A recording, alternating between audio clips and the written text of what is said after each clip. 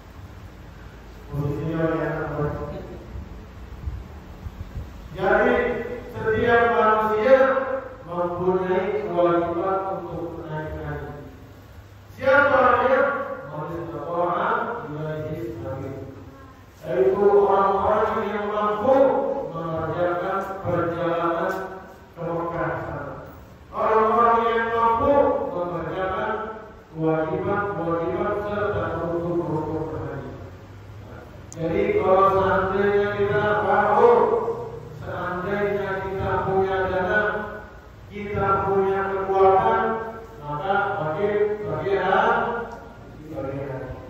Tapi problematika sekarang, permasalahan sekarang baik, dananya ada, kekuatannya ada, tapi gilirannya belum ada. Betul? Betul? Berapa lama? Berapa lama gue? 20 lama. Bayangkan aja. Dananya ada, kekuatannya ada, tapi gilirannya belum ada. Tandanya apa? Belum wajib pergi haji. Kenapa? Karena tidak ada kemampuan untuk melaksanakan haji. Jadi santai aja. Sopanya kita mati dalam masa tengah itu tidak ada masalah. Kenapa? Karena belum wajib naik haji. Belum wajib naik haji. Masya Allah di Indonesia, masyarakat Indonesia antrinya luar biasa. 20 tahun bayangkan. Kalau dia mana di promosi saya tempat saya belajar dulu daftar langsung naik. Jadi daftar langsung naik. Kalau di sini masya Allah, saking banyaknya orang yang daftar sampai 20 tahun nanti. Kenapa? Karena betapa banyak masyarakat Indonesia yang hidup dengan Masjidil Haram. Betapa banyak orang-orang Indonesia yang hidup dengan Masjid Nabawi. Betapa banyak orang-orang Indonesia yang hidup dengan Rasulullah Sallallahu Alaihi Wasallam.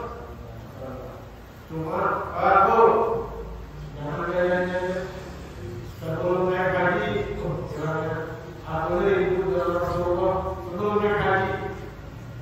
Ketika pergi haji sampai Masjidil Haram, ngapain? Cekat.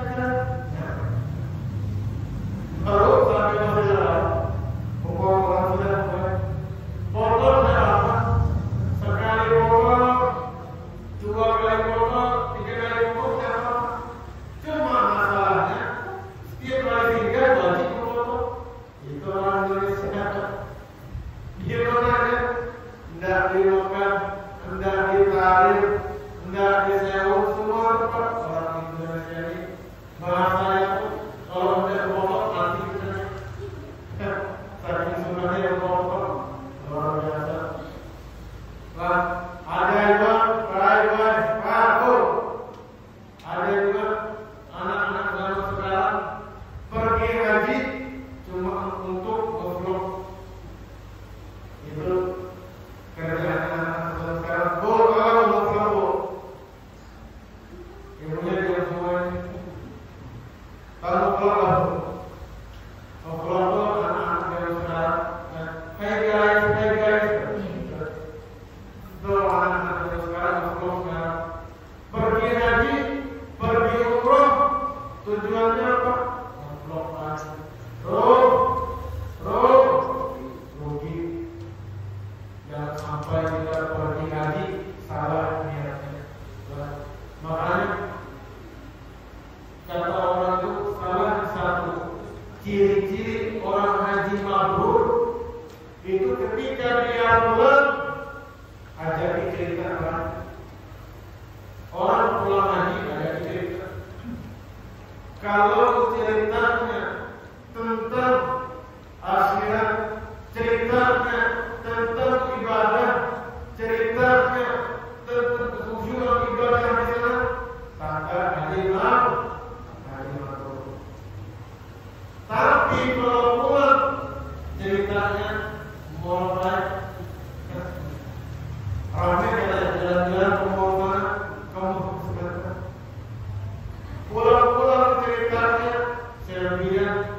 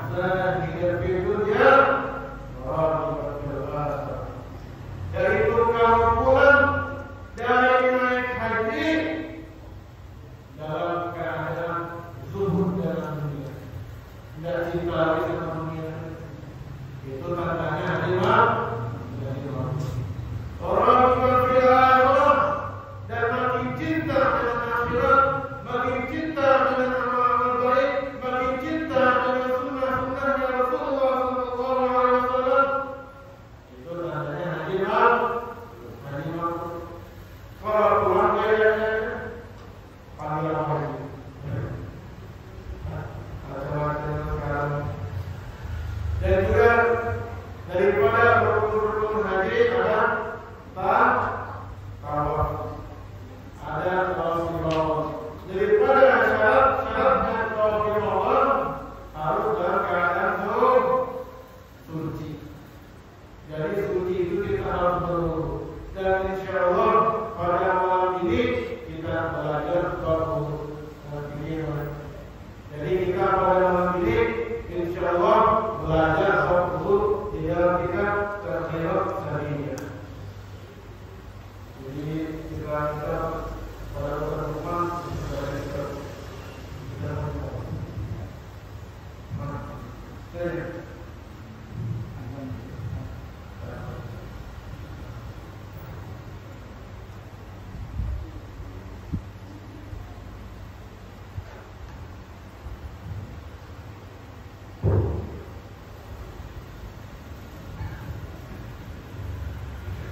Bismillahirrahmanirrahim.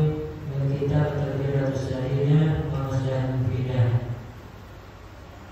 Al-awwal babul wudu. Al-wudu lugatan ismun bebas ibadil a'dha wa huwa ma'khudun min al-wada'ah wa hiya al-hasnu wal jamalu wa syar'an ismun bebas al-a'dha al-makhsusah biniyatin makhsusah ala wajhin makhsus.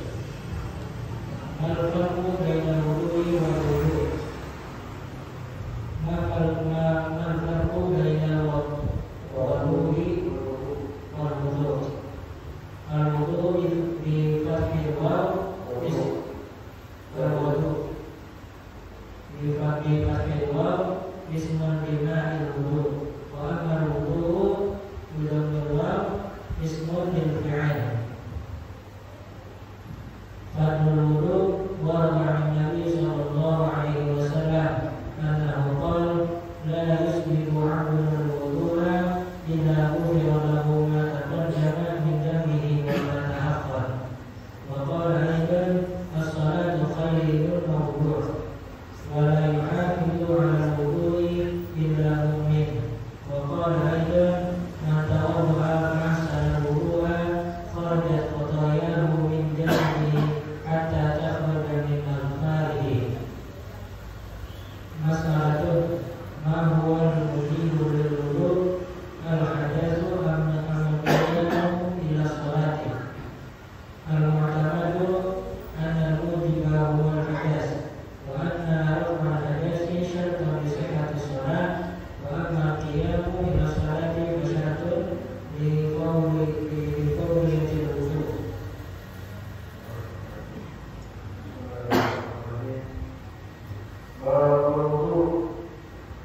Jadi kita disitu membahas tentang wudu.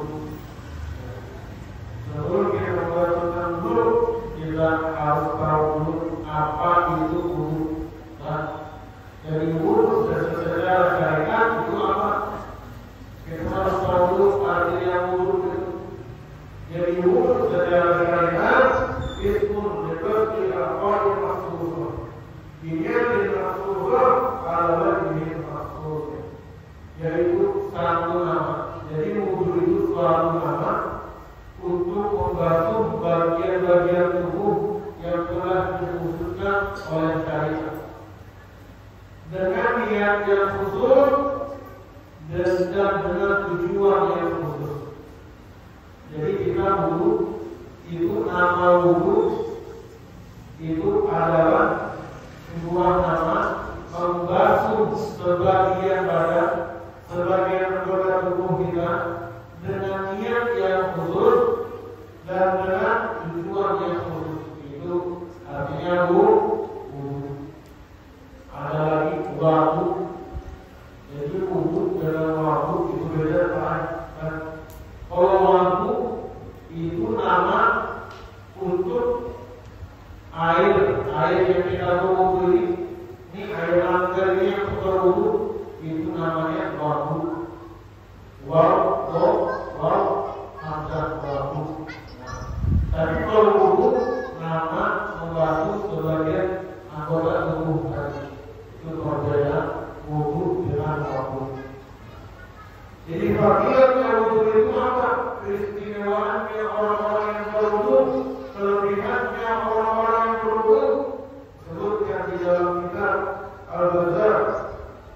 kita mengajar wajib di situ ada hadis Rasulullah sallallahu alaihi wasallam qala la yusbihu 'abdun 'abdun illa ghufira lahu ma taqaddama min dhanbihi wa ma ta'akhkhara. Tidaklah seorang hamba menyempurnakan wudunya kecuali Allah ampuni dosa yang akan datang dan dosa yang telah lalu. Tapi ini buat siapa? Buat orang yang menyempurnakan wudu.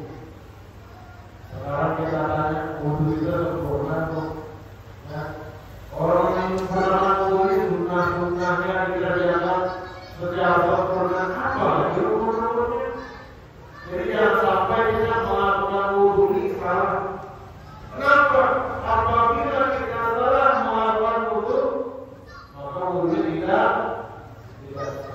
Apabila wudunya tidak sah, sholatnya tidak sah. Apabila sholatnya tidak sah, wudunya tidak sah, maka sholatnya tidak sah. Karena syarat dari sholat itu harus dalam keadaan bersuci. Wudu makanya orang yang tahu di sana itu bagaimana hanya Imam Maliki.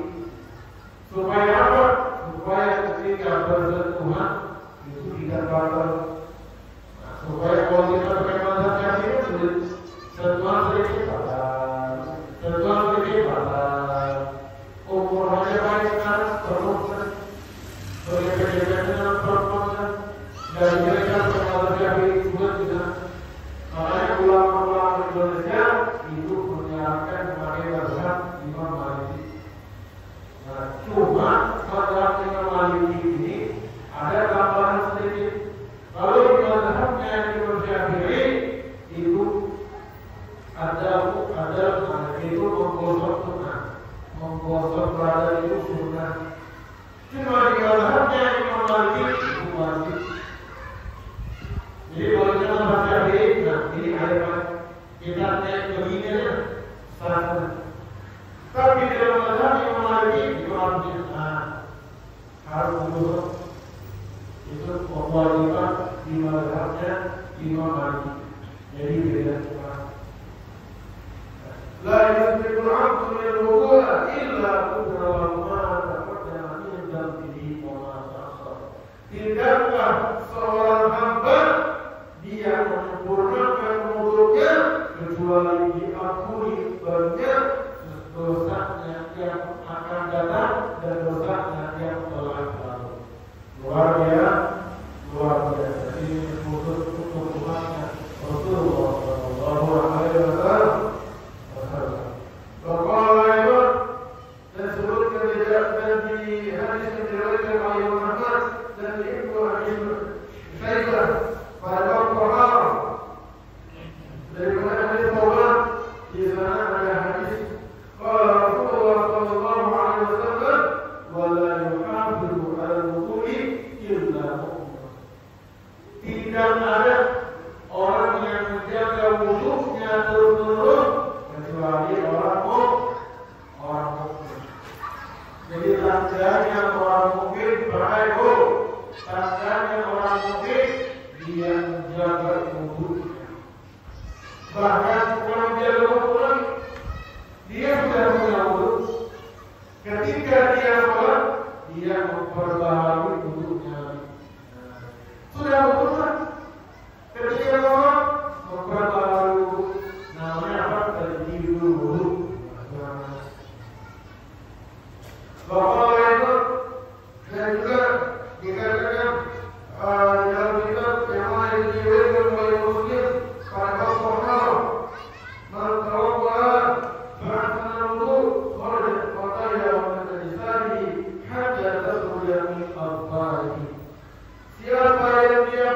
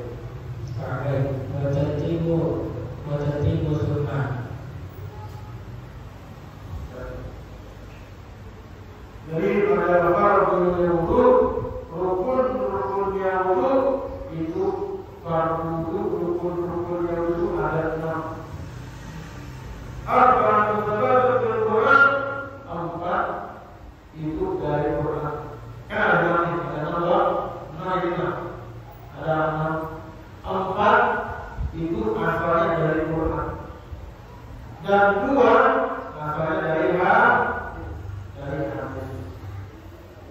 Wahai qawlu walihi wa qawlu yadaini wa qawlu qadrawasi wa qawlu hijlaini. Jadi rukun wudu yang asalnya dari Quran itu ada 4. Apanya? Qawlu walihi, membasuh wajah. Nanti kita bahas tentang kata cara membasuh wajah yang benar. Qawlu yadaini dan membasuh tangan. Qawlu qadrawasi dan menyapu sebagian kepala. Jadi menyapu dan membasuh itu beda. Qawlu hijlaini dan membasuh 2 kaki. Nah ini semua itu asalnya dari Al-Quran. Al-Quran itu sunnah dan 2 dari hadis. 2 dari hadis wahuma niyatu wa tartib. Itu niat. Asalnya innama a'malu binniyat. Sesuatu itu tergantung pada niatnya.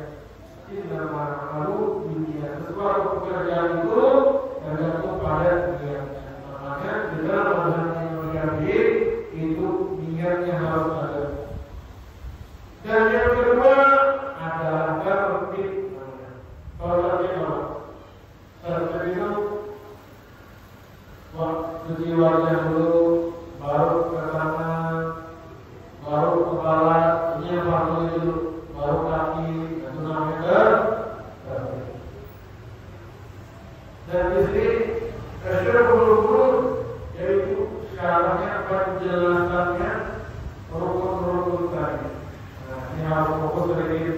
Tahu, dimohon jangan tidur, guys. Nah, tidur yang mana jangan dilanggar.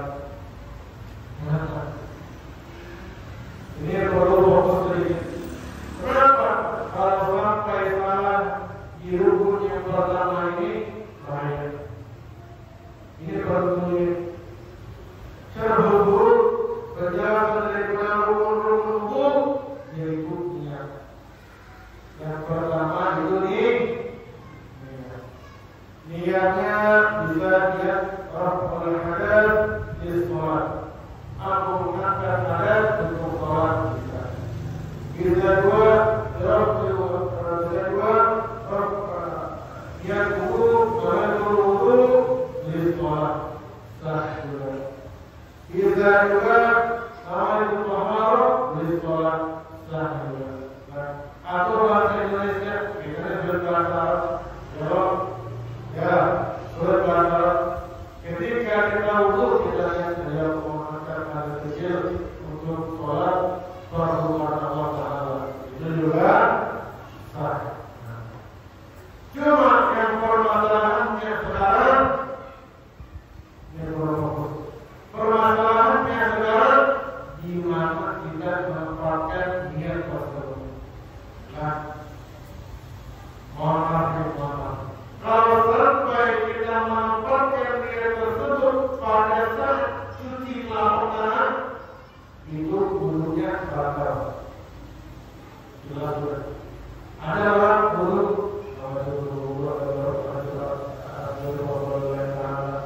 niatnya dari kebijakan, maka wudunya batal. Kalau wudunya batal, sholatnya batal. Apalagi jadi imam, imam wudunya ini batal. Tadi bilangnya ya mana? Wudunya batal. Naik lagi wudunya ini bahaya. Jadi kapan waktunya kita berniat? Di sini disebutkan waktunya indah berjamaah indah beri. Dia berjamaah bilkul. Ya, ketika kita membasuh awal wajah, nah kita mengambil air. Nah, ketika kayak gini, ketika air itu pertama kali menyentuh wajah kita, baru kita lihat itu tempatnya yang betul. Ambil air, jangan pakai sini dulu itu, belum, ingat jangan pakai sini jangan. Atau cuci muka dulu, baru ya, nah salah dulu. Ketika kita ambil air, kita tumpahkan ke wajah kita. Ketika air pertama kali mengenai wajah kita, kita niatkan, baru kita usap wajah kita. Nah, yang paham kan saya? Bapak-bapak belum paham. Sekali lagi. Tata cara berniat yang betul, yaitu ketika air mengenai awal daripada bagian wajah. Ya kan? Ambil air, jangan niat pada saja. Niat pada saat ini tidak sah. Kita ambil air, pertama kita tumpahkan ke dalam wajah kita. Ketika pertama kali air mengenai wajah kita niat.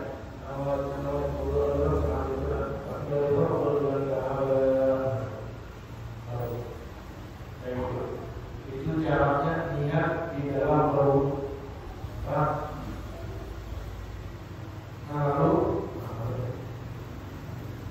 berbalik yang kedua itu membasuh wajah.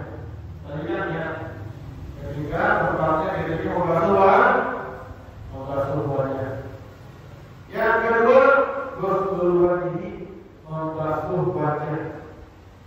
Nah, ini harus tahu tata cara membasuh wajah. Jangan sampai salah. Ini yang fardu itu nanti sunnahnya ada dijelaskan lagi lagi. Kita membahas fardu itu, yang wajibnya itu, yang rukun-rukunnya itu. Wahabuhu ulang. Jadi wajah ini harus dibasuh keseluruhannya, tidak boleh sebagiannya aja, apalagi seperempatnya aja. Jadi harus seluruhnya. Dan ingat ya, supaya kita bisa mengenai seluruhnya, kita harus tahu dulu batasan-batasannya. Betul? Kayak mana kita mau basuh wajah, tidak tahu batasannya. Bukan membasuhnya panjangnya wajah ini mabaina manabati sya'ri ra'si ila muntaha al-jari, dari awal tubuhnya rambut. Di mana awal tubuhnya rambut? Nah sini. Nah sini. Ini batas panjangnya wajah. Dari sini sampai ini. Kalau orang botak bagaimana? Kalau orang yang botak, yang lotot itu diperkirakan aja. Seberapa normalnya jidatnya orang-orang segitu dikabarnya. Biasanya 4 jari. Nah, 4 jari. Nah, dari sini sampai sini itu namanya panjangnya wajah. Jadi wajah ini terjadi di mana panjang itu lebih panjang daripada lebar. Ya, tapi kalau wajah ini lebarnya lebih panjang daripada panjang. Ini panjang tadi dari sini sampai sini. Lebarnya berapa dan lebarnya mabainal kubunaini, di antara dua telinga. Nah, telinga nih dari sini sampai sini itu namanya di antara dua telinga. Ini panjangnya, ini lebarnya, ini panjangnya. Nah, aku kita dulu. Ini lebarnya, ini panjangnya. Nah, ini pengumuman buat ibu-ibu atau laki-laki yang rambutnya panjang. Ini harus dilakukan mungkin masih itu serta masih berobat. Paham ya, Ustaz? Paham ya? Jadi di wilayah wajah ini, ya, di wilayah wajah ini seluruhnya wajib kena air, maupun di matanya, di ujung mata ini. Jadi kalau kamu tidur sebelum wudu mau sholat subuh, dibuangi dulu tahi matanya. Jangan tahi mata banyak langsung wudu, itu tidak sah itu. Karena airnya tidak sampai terhalang dengan tahi mata tadi. Jadi harus dibuang dulu, dibersihkan dulu. Nah, dan juga termasuk bulu-bulu yang ada di wajah. Contohnya nih, bulu-bulu.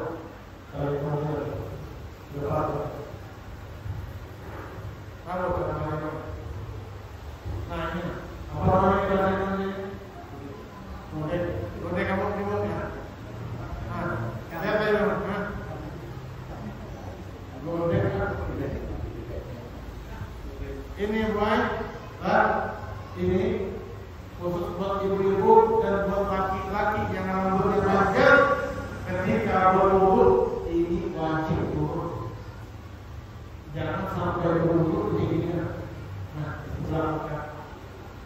Nah, mulai ketika berwudu itu tidak boleh goreng ini atau jantung ini itu lakukan.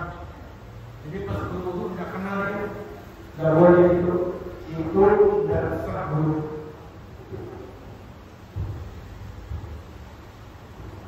Jadi wajib cantum ini diturunkan semuanya.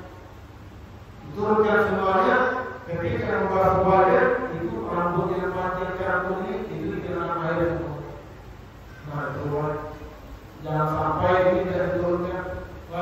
Banyak ibu-ibu dan kadang saya itu kalau wudu kayak ya, betul tahu. Banyak ibu-ibu itu wudunya mohon maaf tidak sah. Biar cari ini mana? Di kitab ini, di kitab Ushul Al-Qaid, di kitab Kemudian Malaysia, di semua kitab ini mana syahid, kayak gitu sama. Nah, jadi bulu-bulu yang ada di wajah itu wajib kena air. Ya, air. Itu wajib buat kena air. Di sini boleh terkena dari kecuali dua rambut. Nah, kecuali dua rambut yang lain wajib kena air. Kecuali dua rambut di wajah. Yang pertama jadi jenggot. Nanti yang jenggot ini, yang tak jenggot mohon maaf. Jadi yang ada jenggotnya sama al-alimon. Alimon itu kalau orang berdewan private biasanya jenggot ada sama sini. Ya, merah. Nah, jenggot ada sama sini berwarna apa? Ada ini apa? Nah itu kalau mau jenggot ada sama sini. Terus alimon. Dua bulu ini, dua rambut ini dikecualikan. Nanti ada rinciannya, ada yang tebal, ada yang tipis. Yang tipis hukumnya bagaimana, yang tebal hukumnya bagaimana. Jika bahas pada malam ini,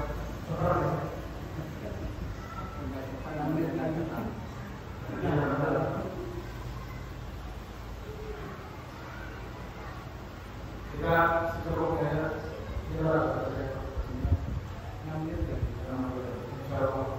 kita cukup. Nah, jadi seluruh rambut di wajah itu wajib kena air kecuali dua rambut. Apa itu? Dan dia beralasan jenggot dengan apa namanya? Jabat, jabir sama. Jadi gambar dengan jenggot itu beda. jambang dan jabrik itu ada dua, ada yang tebal, ada yang tipis. Jadi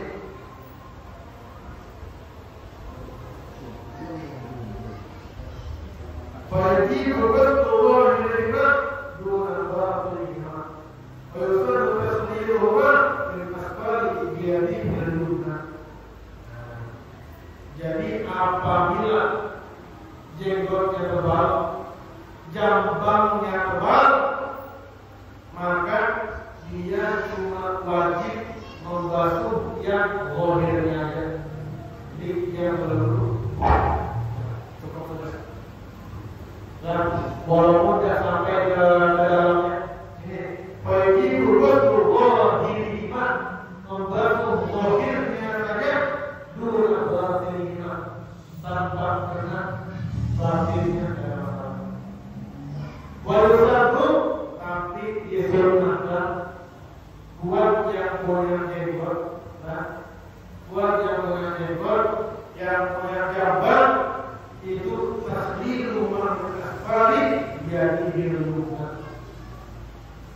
Jadi menyala-nyala jenggot itu dengan tangan kanan. Ini lakukan, baru ini. Nah, pakai tangan kanan jadi boleh. Nah, paham. Kalau tangan itu masih jenggot ini hukumnya ada dua. Kalau orang yang dari sana tidak jenggot tidak masalah. Tapi kalau orang yang punya jenggot itu hukumnya ada dua. Kita pilih dua. Ada pendapat yang mengatakan menyukur habis jenggot itu hukumnya haram. Ada pendapat yang lainnya sedikit menyukur jenggot habis itu hukumnya makruh. Dan yang sunnah itu laki-laki punya jenggot. Nah, dirapikan, jangan jenggot segini dikira lalu ceruknya. Jadi harus dirapikan supaya mengikuti sunnahnya Rasulullah. Jadi untuk jenggot atau jambang yang tebal, sekali lagi yang mempunyai jenggot atau jambang yang tebal itu sunnahnya zahirnya aja tanpa batinnya. Tidak boleh, tidak perlu. Kalau ini boleh, tidak ada masalah. Sunnahnya apa? Ditakdir kamu beranak. Nah, ini soal. Sedangkan jenggot yang tipis,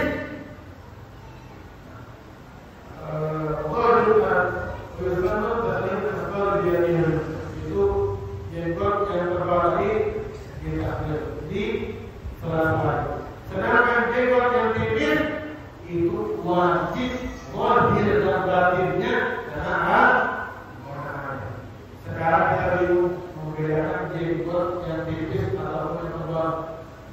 Nah, di sini ada mobilnya, ada ketentuannya. Betulnya yang terkabira, walaupira, ketentuan jenggot yang tipis dan yang tebal. Nah, ketentuan ini supaya kita bisa tahu. Dijelaskan. Bapak ini kalau berlangsung ini. Jadi jenggot itu ada yang tipis, ada yang tebal. Kita harus tahu yang mana yang tipis, yang mana yang tebal. Jadi kita harus tahu dulu. Al-Jaziratu hiya allati la tuwajaratuha min majlisil taqarrub. Jenggot yang tebal itu yang tidak kelihatan kulitnya. Kapan? Ketika kita duduk berbicara. Berapa jaraknya? Majunya bermenulis yaitu 1,5 meter. 1,5 meter yang